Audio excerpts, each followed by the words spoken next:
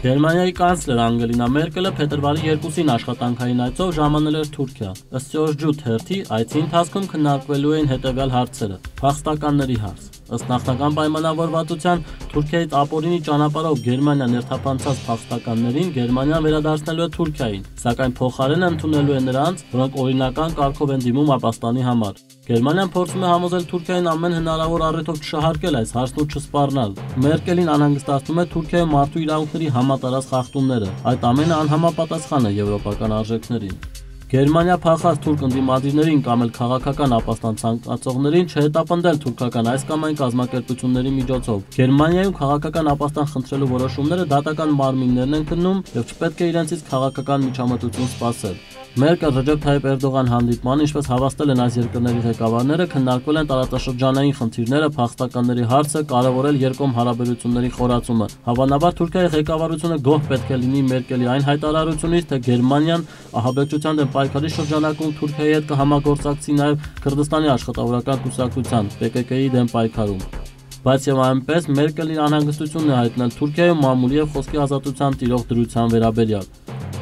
Սա Գերմանիայի կանցլերի առաջին այցն էր այն բանից հետո, երբ Բունդեսթագը ճանաչեց հայոց ցեղասպանությունը, սակայն այս մասին կարծես թե Էրդողանն ու Մերկելը չեն խոսել։ Իսլամական պետությանը բնորոշելու համար Մերկելի օգտագործած իսլամիստական ահաբեկչություն արտահայտությունը դուր չի եկել Էրդողանին, որը ասել է, թե այդ արտահայտությունը իրեն խորապես վշտացնում է։ Այդպիսի արտահայտություն չի կարելի օգտագործել, քանի որ իսլամն ու ահաբեկչությունը անհամատեղելի են։ Խնդրում եմ, չօգտագործենք այդ բառը։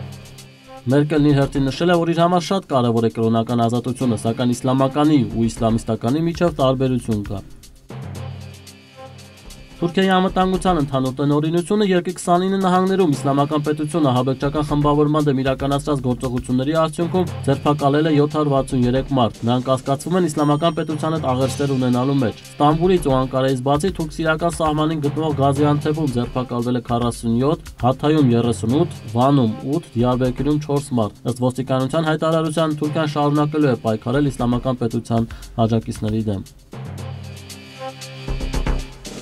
Քոչ եւ Սաբանջը 1915-ից հետո ով եւ ինչպես է հարստացել։ Դևրի Հաբեր կայքում այստի հոդված է հեղինակել տնտեսագիտության դոկտոր Սայիդ Ելմազը։ Բանն այն է, որ Թուրքիայի երկու ամենահարուստ Քոչ եւ Սաբանջը ընտանիքներն իրենց նախնական կապիտալը կուտակել են հայոց ցեղասպանության տարիներին հայրից բռնազավթված գույքի միջոցով։ Քոչ ընտանիքին պատկանող Քոչ Հոլդինգը ներկայում Թուրքիայում ամենահարուստ կազմակերպությունն է, իսկ Սաբանջիները տեղ են զբաղեցնում լավագույն հնգյակում։ Այս մասին Թուրքիայում շատ չեն սիրում խոսել։ Այս առիթով ավելորդ չէ հիշել Նեդիմ Քարայելի Թուրքիայի առկա կապիտալի աղբյուրը բռնագրավված հայկական ու հունական գույքն է վերնագրով հոդվածը։ Ըստ հեղինակի, Թուրքիայի կառավարող Արդարություն ու զարգացում կուսակցության վերնախավի մի մասը, որը սերում է Թուրքիայի արևելյան շրջաններից, 1915-ին հայկական գույքը բռնագրավվածների թոռներն են։ Իսկ Մուստաֆա Քեմալի հիմնած Ժողովրդի հանրապետական կուսակցության հարստության հիմքում ըստ Քարայելի թե հույների թե հայերի գույքն է։ Իսկ Աբդուլ Համիդի ժառանգներից Նիլհան Օսմանօղլուն պահանջում է Գալաթասարայ Սուադա կղզին, որն ըստ իրեն Օսմանյան կայսրության փլուզման ու հանրապետական Թուրքիայի հռչակումից հետո խլվել է իրենց ընտանիքից։ Աբդուլ Համիդի շարավիղը քննադատել է Աթաթուրքին ու նրա ռեֆորմները, ասել, որ դրա հետևանքով մոռացել են իրենց անցյալն ու օսմանյան լեզուն։